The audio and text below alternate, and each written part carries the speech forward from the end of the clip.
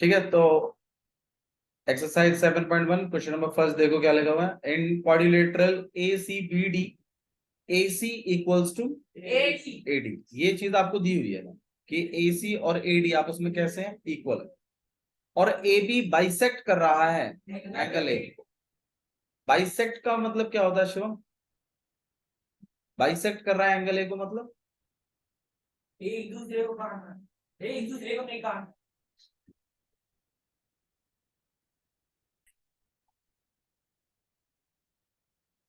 तो AB bisect angle A का मतलब है कि AB जो है वो एंगल A को बाइसेक्ट का मतलब क्या होता है, इक्वल भागों में बांट रहा है। फॉर एग्जाम्पल जैसे मान लीजिए ये एक एंगल है, ठीक है, और अगर यहां पर एक लाइन बन जाए,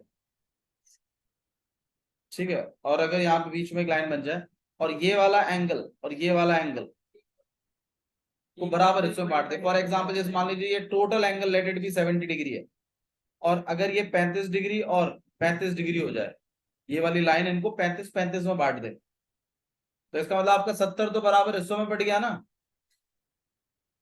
ठीक है, तो इस तरीके से बराबर हिस्सों में बांटा जा सकता है। ओके, तो आपका 70 डिग्री जो है ये इक्वल मैं बटने का मतलब ही है कि ये ए बी लाइन जो है ये बाइसेक्ट कर रही है किसको, एंगल ए। तो भाई ए बी लाइन देखिए, ये आ रही है ए बी, ये आपके एंगल ए को दो बराबर हिस्सों में बांट रही है। ये है इस लाइन का मतलब, बस और कुछ मतलब नहीं है इसका, कि ये जो ए बी है ना ये एंगल ए को दो बराबर हिस्सों में बांट चुका है, बराबर हिस्सों में। तो ऑब्वियस सी बात है ये एंगल और ये एंगल इसका मतलब कैसे रहे होंगे, इक्वल। इक्वल, तो इसका मतलब एंगल 1 और एंगल 2 आपस में इक्वल हैं।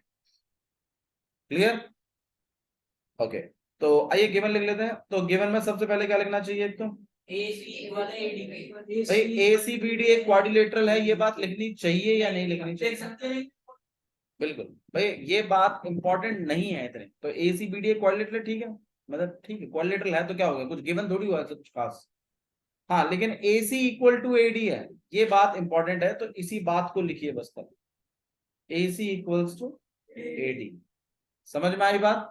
और देख लीजिए AC पे भी एक लाइन लगी हुई है और बी और AD पर भी एक लाइन लगी हुई है। इससे भी पता चलता है बिना ये सब देखे, बिना क्वेश्चन पढ़े, ये बातें डायग्राम से भी पता चल जाती है कि कौन किसके इक्वल है। देखो यहाँ पे एक लाइन डैश है, यहाँ पर भी एक डैश है, तो इसका मतलब AC और AD आपस में कैसे हैं, इक्वल। ठीक है, तो AC इक्वल्स टू AD। दूसरा AB इक्वल नहीं है, AB बाइसेक्ट कर रहा है एंगल ए, इक्वली डिवाइड कर रहा है। अब AB बाइसेक्ट कर रहा है एंगल ए को, इसका मतलब क्या है कि एंगल ए बराबर हिस्सों में बढ़ गया। अब एंगल ए अगर बराबर हिस्सों में बढ़ गया तो इसका मतलब एंगल 1 इक्वल्स एंगल 2, ये दोनों आपस में कैसे, ये बात आपको लिखनी पड़ेगी इसके नीचे, ध्यान रखिएगा। सिर्फ AB बाइसेक्ट एंगल ए लिखने से काम नहीं चलेगा। बोलो, मार्क्स कर सकता है अगर बिल्कुल, मैं हूं तो जरूर काटूंगा। तुम्हारा टीचर अगर तुम्हें क्वेश्चन से टपवा टपवा के लिखवाता है तो भैया फिर वो नहीं काटेगा शायद। अब वो क्या करूं फिर, मैं नया मास्टर आया तो आई एम नॉट इंटरेस्टेड। क्या गलत बता रहे तुम? हमने बोला एंगल लगा दो, 1 और 2 के जरूरी नहीं होते। सिर्फ 1 इक्वल टू 2 लिख रहा है। हाँ, अरे भैया वो ये तो आप कहते हैं 1 इक्वल टू 2 कैसे हो जाएगा यार? ठीक है, हाँ भैया सही है। मैंने आपसे सजेशन किया नहीं, आप पूछते ना उनसे सर 1 इक्वल टू 2 कैसे हो जाएगा। कोई बात नहीं, ठीक है, नहीं जरूरी, ठीक है यार, ठीक है, don't challenge your teachers please. Angle 1 ठीक है, उन्होंने बोल दिया ना 1 और 2, आप 1 और 2 भी समझते हैं ना, 1 और 2 लगा लो, ठीक है, बट बोर्ड एग्जाम्स में एंगल 1 एंगल 2 लगाइएगा प्लीज, क्योंकि 1 इक्वल टू 2 कभी नहीं होता। ओके, तो एंगल 1 इक्वल टू में एंगल 2, क्लियर है यहां तक? ठीक है, अच्छा, अब देखिए शो क्या करना है, मतलब आपको प्रूफ क्या करना है। तो शो करना है कि triangle A B C congruent करवाना है आपको, ट्राइंगल ए बी डी। अब ABC ट्राइंगल कौन सा है भाई, ABC ट्राइंगल आपका ये ऊपर वाला, और ABD ट्राइंगल कौन सा है, नीचे वाला। भाई तो कहीं ना कहीं आपको इस वाले एंगल को, इस वाले ट्राइंगल को, सॉरी, इस वाले ट्राइंगल के क्या करवाना है, कॉन्ग्रुएंट। कॉन्ग्रुएंट। अब करवाने के लिए हमारी क्या स्ट्रेटेजी है कि ए बी सी का ए सी ए बी डी के ए डी के इक्वल है। और इसकी वजह क्या है, ये बात गिवन में दी हुई है, स्टार्टिंग में दी थी ना, गिवन में लिखा तो था उन्होंने कि एसी और एडी आपस में कैसे हैं, इक्वल है। तो भाई ऊपर वाले ट्राइंगल का एसी नीचे वाले ट्राइंगल के एडी के इक्वल है। अब जैसे हम पहले 7 सेंटीमीटर 3 सेंटीमीटर ऐसे लिखते थे ना, अब इसमें कोई सेंटीमीटर तो दिया नहीं है, लेकिन ये बात जो तुमने बोली है कि एसी और एडी आपस में बराबर है, ये या तो तुम्हारी प्रॉपर्टीज के थ्रू आई होगी, तो वो प्रॉपर्टी लिखो उसके पीछे, और या तो ये बात शायद आपको क्वेश्चन में गिवन में ही दे रखी है। तो भाई अब आप बताइए एसी और एडी ये जो इक्वल बात है, ये क्वेश्चन के थ्रू है या प्रॉपर्टी के थ्रू है, ये क्वेश्चन के थ्रू, क्वेश्चन के थ्रू है, तो उसके ऐसी चीजों के पीछे जो क्वेश्चन में दिया हुआ है उसके पीछे क्या लिखते हैं, गिवन। समझ में आ रहा है मैं क्या कह रहा हूं, ठीक है। थोड़ा सा तरीके को समझिए, लैंग्वेज आप कुछ भी समझिए, ठीक है, बट आपको अगर ये लिखने का कंसेप्ट आ गया तो यकीन मानो आप बिल्कुल भी गलती नहीं करोगे। बोलो भैया। हाँ जी, डायग्राम में दिया हुआ है, अगर क्वेश्चन में नहीं है बट डायग्राम में मेंशन है तो फिर वो है। ऐसा कभी कभी हो जाता है, ऐसा कभी कभी वो करते हैं कि डायग्राम में 90 डिग्री दिखा देते हैं बट क्वेश्चन में कहीं नहीं होता 90 डिग्री। तो अगर आपको डायग्राम में 90 दिया हुआ है या फिर क्वेश्चन में इक्वल इक्वल साइडें दी हुई हैं, तभी मैं कह रहा हूं इन पर गौर किया करो थोड़ा, साइडों पे जिस पे 1 1 लाइन लग रही है ना दोनों पे, इसका मतलब वो दोनों आपस में कैसे हैं, इक्वल। हर बार आप क्वेश्चन पढ़ने नहीं जाएंगे। हम जो ह्यूमंस हैं, मैं तुम्हें एक बात बताता हूं, देखो आप यहाँ पे थोड़ा सा इस बात को समझिए कि अगर मान लो मैं आपसे कहूँ कि भाई यहाँ से मीनार गेट कैसे जाएंगे, और मैं आपको एक पेज में लिख के दे दूं यहाँ पे ये ऐसे जाएंगे, यहाँ जाओ रसूलपुर चौक, वहां से राइट लेना, फिर ये और वो फलाना ढिकना, ये सारा लिख के दे दूं, और एक मैं आपको ऐसे समझाऊं कि भाई देखो यहाँ हम है, यहाँ से आप बाहर निकलेंगे, फिर रसूलपुर रोड आ जाएगी अपना ये सुखराम वाली, फिर यहाँ पर आपके पास हाईवे आ जाएगा, रसूलपुर चौक है यहाँ पे, इस तरफ निकल जाना। अब ये जो मैप है ना, मैप से ह्यूमंस सबसे ज्यादा समझते हैं, ग्राफिकल रिप्रेजेंटेशंस कहते हैं, डायग्रामेटिक रिप्रेजेंटेशंस। तो डायग्राम से हम ह्यूमन बीइंग्स सबसे ज्यादा समझते हैं। तो हर बार आप क्वेश्चन नहीं पढ़ेंगे, तो बेटर है आपके क्वेश्चन में जो भी स्टेटमेंट्स हैं वो सारी की सारी स्टेटमेंट आपके डायग्राम में जितनी ज्यादा क्लियर हो उतना बढ़िया, उतना अच्छा कंसेप्ट है। थ्योरी नहीं याद कर रहा बच्चा, उतना अच्छा कंसेप्ट याद कर। बहुत बच्चे कहते हैं लॉजिक्स, भैया हमें लॉजिक समझ में आते हैं, रटना नहीं जाता। हाँ तो वो वही बच्चे हैं जिन्हें डायग्राम से ज्यादा अच्छा समझ में आता कंपेयर टू रिटर्न वर्क। तो ACAD के इक्वल है, ये बात आपके गिवन में भी लिखी हुई है, लेकिन हर बार वहां से नहीं देखूंगा, कंसेप्ट बना रहा हूं ना, तो यहीं से काम चलेगा। भाई दिया तो हुआ ये ट्राइंगल और ये ट्राइंगल मुझे क्या करवाने हैं, कॉन्ग्रुएंट करवाने हैं, राइट। तो मैंने क्या प्लान बनाया हुआ है भाई, वो तो देखने से ही पता चल रहा है, आप खुद देखिए ना, ABC का AC, ABD के AD के, भाई दोनों पे एक लाइन लगी तो हुई है, और ABC का एंगल 1, ABD का एंगल 2 इक्वल है। और इसकी वजह क्या है, ये बात भी उसने वो बाइसेक्टर के थ्रू लिखी थी, तो इस बात का भी रीजन आप क्या देंगे, गिवन। अब इससे ये बिल्कुल धारणा मत बनाइए कि हर चीज का रीजन क्या होता है, ऐसा कुछ नहीं है। चीज दो ही तरीके से लिखी जा सकती है, या तो वो गिवन के थ्रू आई है और या तो आपके वो प्रॉपर्टीज के थ्रू आई है। प्रॉपर्टी मेंशन करिए अगर नहीं है तो फिर आप हर चीज का रीजन मतलब सिर्फ गिवन ही नहीं लिखेंगे, कभी कभी प्रॉपर्टी से ही बनाते हैं। अब देखो जैसे हम बनाएंगे, और बताइए, दो काम तो आपने करवा दिए, एक तो साइड निकलवा ली, एक अकेल, एक एंगल हो गया। अब आप खुद देखिए, ए बी देखो, ए बी इस ट्राइंगल में भी है और इस ट्राइंगल में भी है, तो कहीं ना कहीं अगर मैं ये दो अलग अलग ट्राइंगल लूं, मतलब ए बी, तो और नीचे वाला ट्राइंगल लूं, इसमें भी तो ए बी आ रहा है, तो ए बी और ए बी आपस में कैसे हैं, इक्वल है, इक्वल है। लेकिन इसकी वजह क्या है, क्यों इक्वल है, क्योंकि ये दोनों सेम है या फिर कॉमन है, दोनों ही ट्राइंगलों में ये क्या है, तो आपका साइड लग गया, एक एंगल लग गया, और फिर क्या लग गया, एक साइड, और जो एंगल है वो बीचों बीच है दोनों साइडों के। तो कौन सी प्रॉपर्टी के तहत ये दोनों ट्रायंगल कॉन्ग्रुएंट है? आंसर है एस ए एस। एक क्वाड्रिलेटरल की जो साइड होती है 90 डिग्री होती है। भाई मैं आपको टाइप ऑफ क्वाड्रिलेटरल में बताऊं, हो भी सकती है। यहां तक किसी को कोई डाउट है तो बताइए मुझे, मैं लिखना शुरू करूं? ठीक है, चलिए लिखना स्टार्ट करते हैं। अब सबसे पहले क्या लिखते हैं भाई जब कॉन्ग्रुएंट करना होता है शिवम? अरे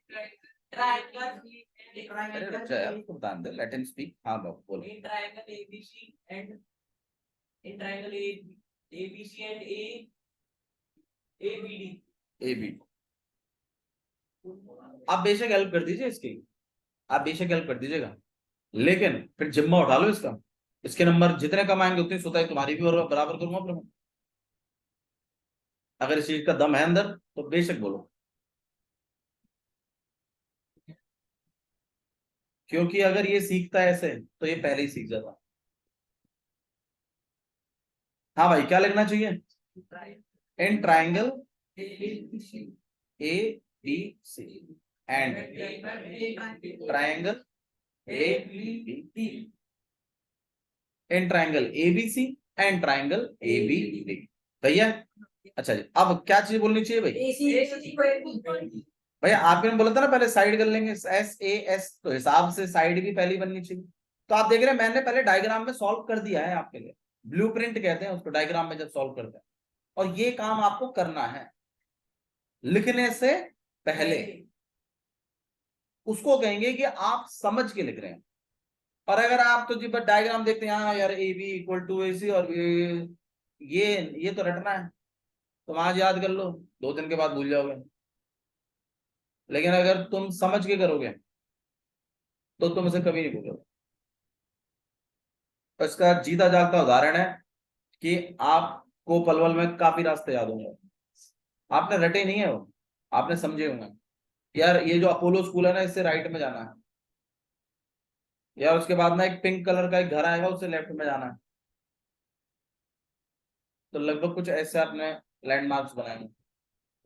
अब आप ऐसे अगर आप बोलो ना जी 25 कदम बाद राइट जाना है, अरे भाई किसी 25 कदम कम रह गए तो वो तो घर में घुसा दोगे तुम किसी के उसको। तो इसलिए क्या, हर क्वेश्चन का कंसेप्ट है, वो कंसेप्ट आपको डायग्राम से आएगा। डायग्राम जिस बच्चे का जितना इफेक्टिव होगा, जितना अच्छा होगा, जितना बच्चा डायग्राम में सॉल्व करेगा ना, उतना लॉजिकल बात कर रहा है वो। मैं तुम्हें बता देता हूँ, थ्योरी की बात नहीं है, बात डायग्राम की है। आप डायग्राम में काम करो, उससे बनता है कंसेप्ट, लिखने से कंसेप्ट नहीं बनता। आपको बस वो कंसेप्ट को फिर लिखना है, लेकिन पहले कंसेप्ट बनाए बिना नहीं लिखना है, इस बात को हमेशा ध्यान रखना, वरना आप रटोगे चीजों में। रटने में और समझने में बस यही फर्क, मतलब रटने में और समझने में यही फर्क है। जो बच्चा समझेगा ना, वो कभी भी डायरेक्ट क्वेश्चन स्टार्ट करेगा ही नहीं, वो पहले क्या करेगा, डायग्राम में करेगा उस काम। यार ये इससे कर दूंगा, ये इससे हो जाएगा, ये इससे हो जाएगा, अच्छा ये दोनों ट्रायंगल क्या हो जाएंगे आपस में, फिर लिखता है। हाँ आप ज्यादा प्रैक्टिस कर लो तो आपको फिर वो डायग्राम बनाने की जरूरत ही नहीं, जैसे तुम्हारे साथ हो चुका है लाइन्स एंड एंगल्स में। तुम्हें क्वेश्चन पता है क्या है, ऐसे वो अच्छी बात है, वो अच्छी बात है, आपने उसमें मतलब मास्टर डिग्री कर ली है।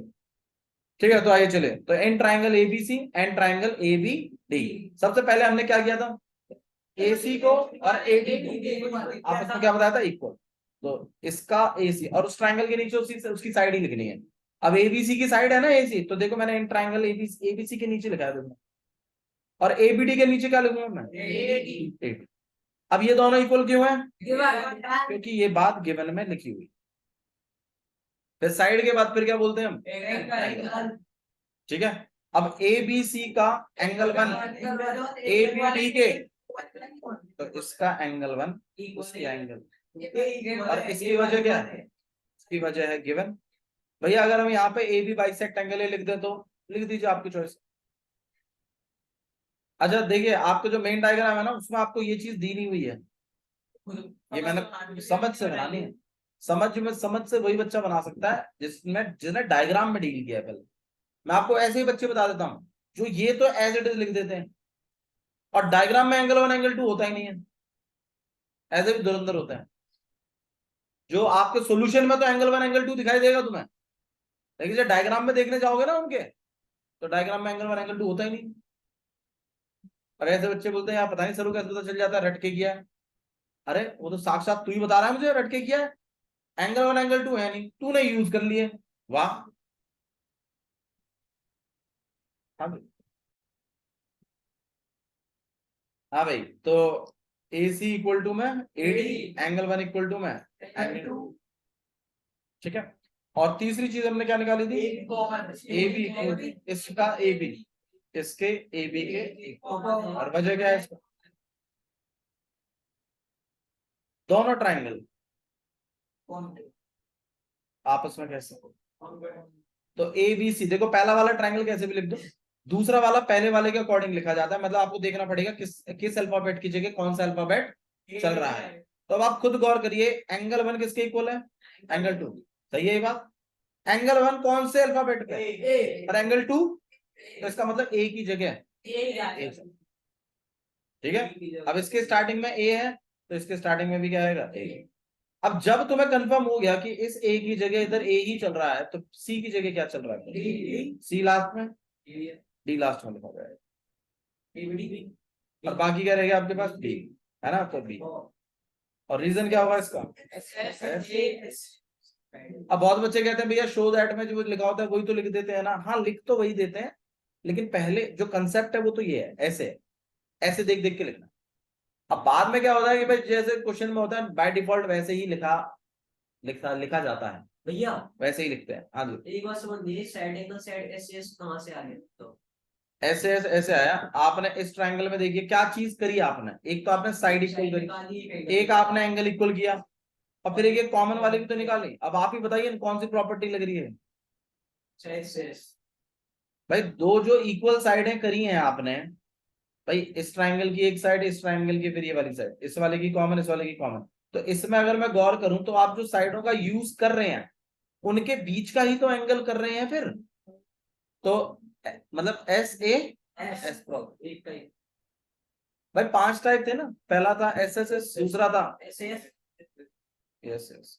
तो ये दोनों ट्रायंगल मैंने एस ए एस से, अब देख लो मैंने सारी साइडों के सारे एंगलों के इक्वल नहीं करे हैं, जबकि मैंने वो जो 5 प्रॉपर्टीज थी, 5 क्राइटेरियाज थे, उनका यूज करते हुए मैं क्या कर रहा हूँ।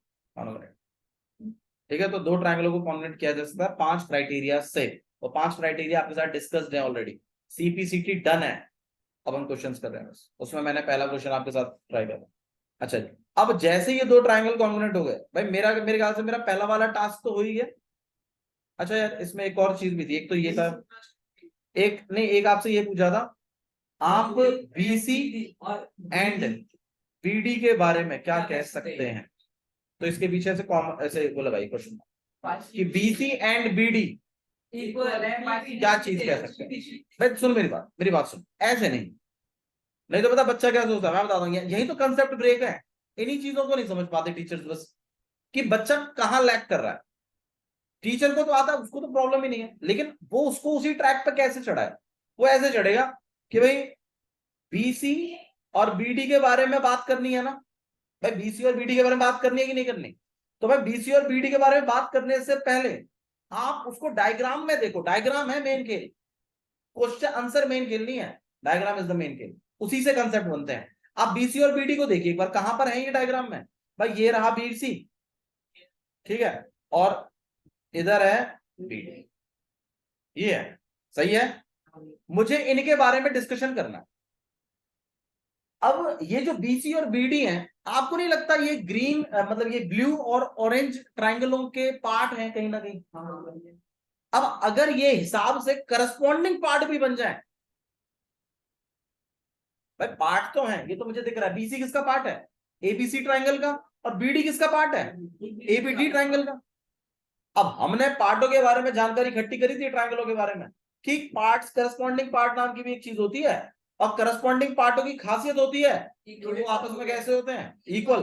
अगर बीसी और बीडी अगर करस्पॉन्डिंग पार्ट हो जाए किसी तरीके, मतलब अगर वाक्य में ही हो, मैं कह नहीं रहा कि होंगे, लेकिन अगर हो, चेक करने में क्या जा रहा है, पार्ट तो है, ये बात तो दिख रही है, लेकिन करस्पॉन्डिंग भी हो तो कितना मतलब मजा ही आ जाएगा बिल्कुल। आइए, क्योंकि अगर ये करस्पॉन्डिंग है तो फिर इनके ये आपस में कैसे होंगे, इक्वल होंगे। अब करस्पॉन्डिंग कैसे चेक करें भैया, करस्पॉन्डिंग के लिए मैंने आपको बताया था जब ट्रायंगल कॉन्ग्रुएंट करते हैं तो उसी से पता चलता है कि करस्पॉन्डिंग है या नहीं है। भाई देखो आपने कॉन्ग्रुएंट लिखा ना यहाँ पे, बीसी और बीडी का डिस्कशन है ना, ये देखो ये रहा बीसी और ये रहा, इसके लास्ट में बीसी है, इसके भी लास्ट में क्या है, तो इसका मतलब बीसी और बीडी आपस में कैसे हैं, करस्पॉन्डिंग पार्ट्स हैं। इक्वल मत बोलो, बीसी और बीडी आपस में कैसे हैं, करस्पॉन्डिंग पार्ट कैसे होते हैं, इसीलिए एक मिनट लेट मी फिनिश। नहीं तो पता है बच्चा क्या कंसेप्ट बनाता है, बच्चा ये अब इस बात को ना समझाओ ना उनको तो पता क्या सोचता है, ट्रायंगल कॉन्ग्रुएंट करने हैं और बाकी जो भी काम है वो सब किससे होगा, चाहे वो उसका पार्ट ना भी हो तो भी बच्चा क्या सोचता है, सीपीसीटी, सीपीसीटी कुछ भी लिया गिवन सीपीसीटी, अरे गिवन सीपी, अरे भैया पार्ट है नहीं है वो भी तो देख लो। तो वो चीज आपको मिलेगी डायग्राम में देखने से, डायग्राम में देखिए, डायग्राम से पता चलेगा। वो है आपका कंपास इस मिशन का, वही बताएगा आपको डायरेक्शन किधर है। तो बीसी और बीडी कहीं ना कहीं इन्हीं ट्राइंगलों के करस्पॉन्डिंग पार्ट भी हैं, इसलिए हम एक बात कंक्लूड कर सकते हैं कि बीसी और इक्वल होगा किसके, बीडी के। अब ये बात आपने इक्वल में क्यों लिखी अखिल, ये क्योंकि बीसी और जो बीडी है ना, नहीं इसकी वजह क्या है, मतलब इक्वल लिखने की क्या वजह है, क्योंकि ये दोनों के दोनों करस्पॉन्डिंग पार्ट है किसके, कॉन्ग्रुएंट, इसीलिए लिखते हैं। अब भैया मान लीजिए भैया ये मान लो अगर हमसे ये पूछता कि भाई बीसी और एडी के बारे में बताओ क्या कह सकते हो, क्या भैया इसके बारे में भी इक्वल लिखते, भाई आइए इस पर देख लेते हैं क्या बीसी और एडी इक्वल होते हैं। आइए वो तो ट्राइंगल से पता चले क्योंकि बीसी ऊपर वाले का पार्ट है और एडी नीचे वाले का पार्ट है और हमने ये कॉन्ग्रुएंट भी करे हुए हैं, तो एक बार चेक करने में कुछ नहीं आ रहा। लेकिन जब मैंने चेक किया तो मुझे पता चला नहीं, बीसी तो पीछे के दो में आ रहा है और एडी पहले और लास्ट वाले में आ रहा है, तो बीसी बीडी के इक्वल नहीं है, चाहे बेशक वो पार्ट्स हैं उनके लेकिन करस्पॉन्डिंग पार्ट नहीं है।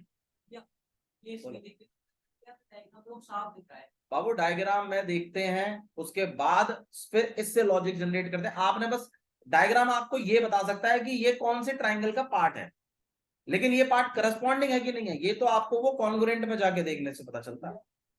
बोलिए, मतलब यहां से देखने से पता चलता है कि करस्पॉन्डिंग है कि नहीं है, वो तो बस ये बता सकता है कि हाँ ये इसका पार्ट है। बोलिए, नहीं आप बोलेंगे नहीं, उनके बारे में आप कुछ कमेंट ही नहीं कर सकते, या फिर आप उसमें लिख दोगे nothing can be said about them,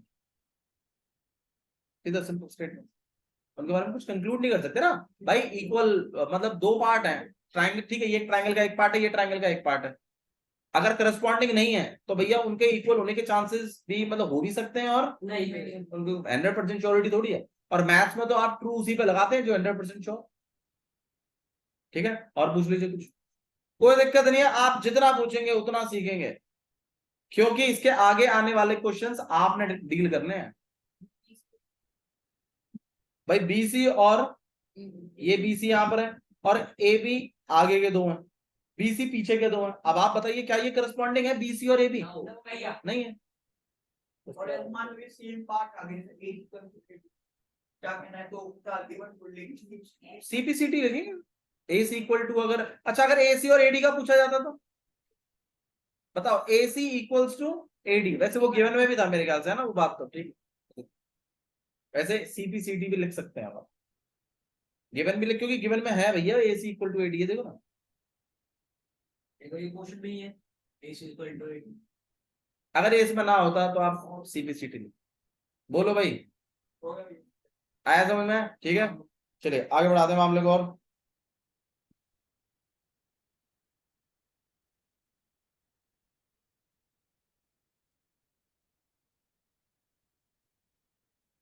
चलिए next question number second,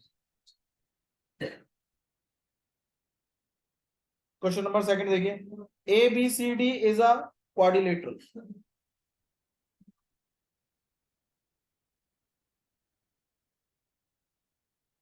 ABCD is a quadrilateral in which AD equal to BC, AD equals BC and angle DAB angle DAB equals to angle CBA. Prove that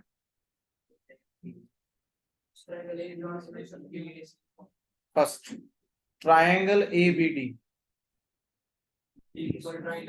congruent है triangle BAC और दूसरा है BD equal AC, ये काम करवाना है। और third angle ABD equal कराना है एंगल BA।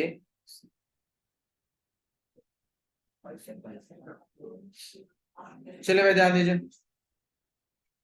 तो ये आपके पास एक क्वेश्चन दिया हुआ है, डायग्राम बना देते हैं इसका।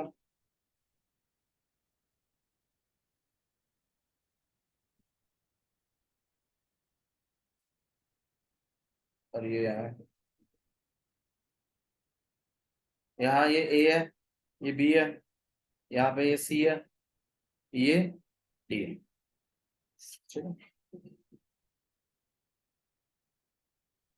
ओके, और डायग्राम में देखो बना हुआ है ये, इसके ऐसे दिया हुआ है, तो इसका मतलब क्या होता है इक्वल AD और BC आपस में कैसे हैं इक्वल। अब ऐसे ये है बात भी, लेकिन ऐसे डायग्राम में भी दे रखी है। कभी कभी ये थ्योरेटिकल वे में दे देता है, मतलब क्वेश्चन में देता है लेकिन डायग्राम में नहीं बनाता है, तो ये आपका फर्ज है कि आप डायग्राम में बनाएं, क्योंकि कंसेप्ट वहीं से है, उसको अधूरा मत छोड़ो। हर इंफॉर्मेशन, हर बारीक इंफॉर्मेशन आपके डायग्राम में होनी चाहिए। दूसरा आपके पास ये मेरे ख्याल से इस तरीके से भी उन्होंने हाईलाइट किया हुआ है, ये पूरा एंगल इस वाले एंगल के इक्वल है, ऐसा दिया हुआ है। ठीक है, अब देखिए, आइए क्वेश्चन स्टार्ट करते हैं। तो देखो भाई क्या लिखा हुआ है, ABCD क्या है, क्वाड्रिलेटरल। तो भाई क्वाड्रिलेटरल बना लिया हम। दूसरा क्या है, AD इक्वल्स टू BC, तो AD और BC आपस में कैसे है इक्वल है, ये बात भी दी हुई है। एंगल DAB, ये वाला एंगल किसके इक्वल है, CBA। भाई DAB, ये वाला एंगल किसके इक्वल है, CBA। ये चीज आपको दी हुई है इन्होंने डायग्राम, मतलब कहीं ना कहीं देखो मैं थोड़ा सा और आया था, क्योंकि हम बना सकते हैं। तो देखो ये वाला एंगल,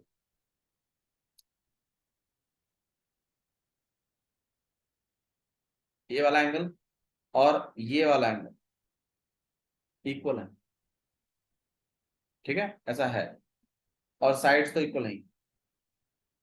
ओके, तो हमें क्या चीज करनी है, सबसे पहला वो काम देखना है। अच्छा, इसमें गिवन अगर मैं लिखूं तो सबसे पहले गिवन क्या लिखूंगी, अब इसमें ABCD क्वाड्रिलेटरल है, ये बात तो मेरे ख्याल से जायज नहीं है ना, लेकिन इतनी इंपॉर्टेंट नहीं है। वैसे गिवन तो है बट ठीक है, पर इतनी इंपॉर्टेंट नहीं। अगर कुछ भी इंपॉर्टेंट ना लिखने को होता तो उसके बारे में सोचते फिर। AD और BC आपस में कैसा है, इक्वल। दूसरा क्या चीज दिया हुआ है, एंगल इक्वल एंगल CB। बोलो भाई, नहीं आया तो ठीक है। ओके, नेक्स्ट, और कुछ चीज दी हुई है नहीं, बस इतना ही है यहाँ पे मामला, और प्रूफ करना है, यहाँ लिख देते हैं प्रूफ। हाँ, वैसे टू प्रूफ लिखते हैं हमेशा, ठीक है। PROVE इसकी स्पेलिंग अलग होती है, और जहाँ सॉल्यूशन स्टार्ट होता है उस प्रूफ की स्पेलिंग अलग होती है, PROOF होता है। हाँ, वो भी लिख दीजिए, टू प्रूफ की जगह अगर आप शो भी लिख दें तो कोई दिक्कत नहीं है, लेकिन शो के साथ सॉल्यूशन लिखते हैं और टू प्रूफ के साथ प्रूफ लिखते, ठीक है। क्या होगा तेरे को, पागल हो गए कभी। हाँ, किस तरीके का बिहेवियर है,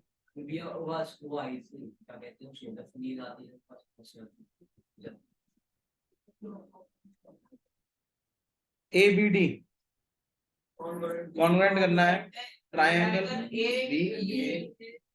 पहले काम तो ये करो, अब इसको करवाएं, इससे पहले आपको नहीं लगता कि हमें इसको देखना तो चाहिए ये है कहाँ, मतलब ये है कहाँ वो तो पता चले पहले, उसके बाद फिर कर लेंगे इसको। तो आइए ABD को देखते हैं भाई। ये है आपका ABD, ये रहा A, यहाँ है B, और ये है D। ये तो वो पॉइंट है जिनसे वो ट्रायंगल बनने वाला है, मेरे ख्याल से ये है। लाइट ऑन रहे दो, खुश।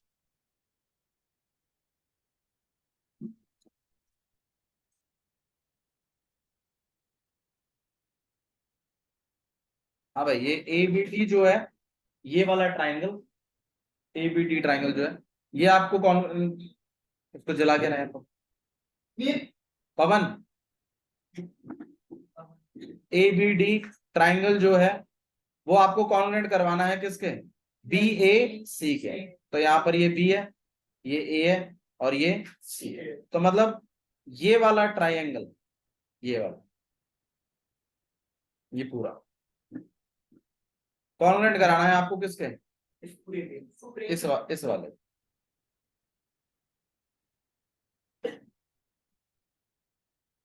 तो अब आप खुद गौर करिए, ए बी डी ट्राइंगल में मेरे ख्याल से एंगल ए कंप्लीट है ना मामला। और मतलब ए बी डी ट्राइंगल का जो ऊपर वाला ट्राइंगल है, इसका एंगल ए इस वाले के एंगल बी के इक्वल है। तो एक तो एंगल मिल गया मुझे, है ना। और इस वाले ऊपर वाले ट्राइंगल का एडी इस वाले के बीसी के बराबर है। और वजह क्या थी इसकी, गिवन भाई, ये बात गिवन, मतलब एंगल और साइड तो दी रखी थी उन्होंने। तो मेरे ख्याल से एक तो मैंने बना दिया साइड, एक मैंने बना दिया एंगल। अब अगर या तो एक और एंगल मिल जाए तो ए ए एस से हो जाएगा, या एक साइड मिल जाए तो एस ए एस से हो जाएगा मामला। अब आप खुद गौर करिए, इस वाले ट्राइंगल में भी ए बी है और इस वाले ट्राइंगल में भी ए बी है। तो आपको लगता है A B equal to A B भी आप लिख सकते हो। समझ में आ रही बात मैंने क्या बोली, नहीं? ठीक है, तो आप एस ए एस से इन दोनों ट्राइंगलों को क्या कर सकते हैं। तो पहले डायग्राम में दिखे तो सही है कहां, तभी तो सोचेंगे।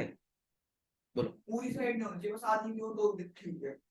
नहीं, मेरे समझ में नहीं आया, आधी पूरी की क्या बात है इसमें। मतलब जैसे ए बी, हाँ, वो बस ये अब वो ए बी है ही इतना, ये दोनों ट्राइंगलों में आ रहा है, इतना ही आ रहा है। समझ में आ रही बात। तो ए बी इतना ही इस वाले ट्राइंगल का पार्ट है, देख लो, और ए बी इतना ही इस वाले ट्राइंगल का पार्ट भी। ठीक है, पूछो क्या पूछना है, क्लियर है। बाकी आप चिंता मत करो, वो वाला जो आपका डाउट है वो आएंगे, ऐसे बहुत सारे क्वेश्चन जब हम डिस्कस करेंगे। ठीक है, तो मेरे ख्याल से ये पहला वाला टास्क तो हो सकता है। डायग्राम का महत्व है, देखो मैंने अभी तक एक वर्ड नहीं लगाया और मैंने सॉल्यूशन का पहला पार्ट कर दिया आपके लिए, क्योंकि कंसेप्ट है।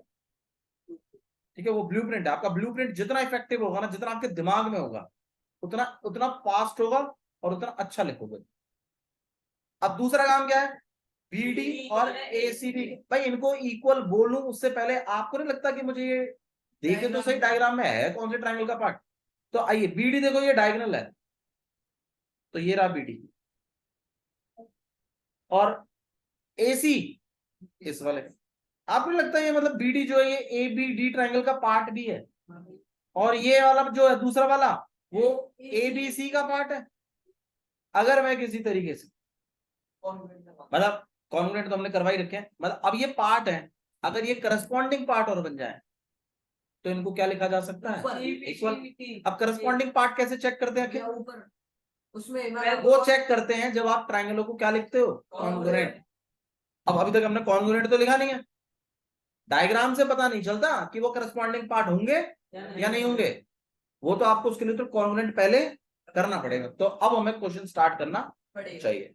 क्वेश्चन स्टार्ट करने के बाद फिर हम देखेंगे कि बीडी और बीसी अगर इक्वल मतलब करस्पॉन्डिंग पार्ट बन गए तो उनको इक्वल भी लिख देंगे। पर हाँ, पार्ट तो है, ये बात तो क्लियर होती है। आया, ठीक है। ठीक है, तो चलिए आइए लिखना सेटअप करते हैं इसको। कैसे लिखना चाहिए भाई, बता भाई शिवम, कर पार्टिसिपेट। बिल्कुल, सबसे पहले तो हम यहाँ पे प्रूफ लिख देंगे, और कौन कौन से ट्राइंगल में लिखेंगे, in triangle A B D. A B C कहां से आ गया, A B D and A B C. ठीक है, अब बताओ ए बी डी का क्या चीज बोलूं भाई, ए बी का एंगल देखो ए बी डी का वैसे हिसाब से एंगल ए ही बोलना चाहिए, बात सही है आपकी। बट यार, पर मैंने आपको एक चीज बताऊं थोड़ा सा, यहाँ पर ना यार दो एंगल का डिवीजन है। तो अगर सिंगल एंगल होता ना ए, मतलब मान लो ऐसा ट्राइंगल होता जहां एक ही एंगल बन रहा है बस, तो कोई दिक्कत नहीं थी एंगल बनाने। अब हिसाब से ना हम इसको एंगल ए बुला नहीं सकते, तो हमें इसको क्या नाम बुलाऊं, डी ए बी। हाँ, पूरा एंगल ही दिया। भाई इस ट्राइंगल में तो ये पूरा एंगल ही आ रहा है, लेकिन मैं कह रहा हूं मैं ए नहीं बोल सकता इसको।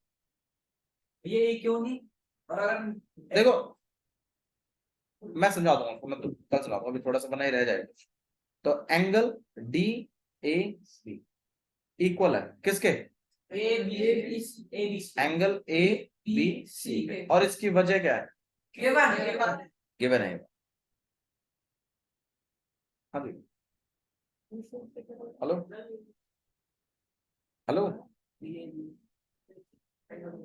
हाँ नहीं नहीं नहीं आऊंगा, बाद में आऊंगा। बना दिया, ठीक है, ओके, आ रहा हूँ। ये जैसे ठीक है, इसको ऐसे चलिए कोई नहीं, इसको हम कल ट्राई करेंगे। That's all.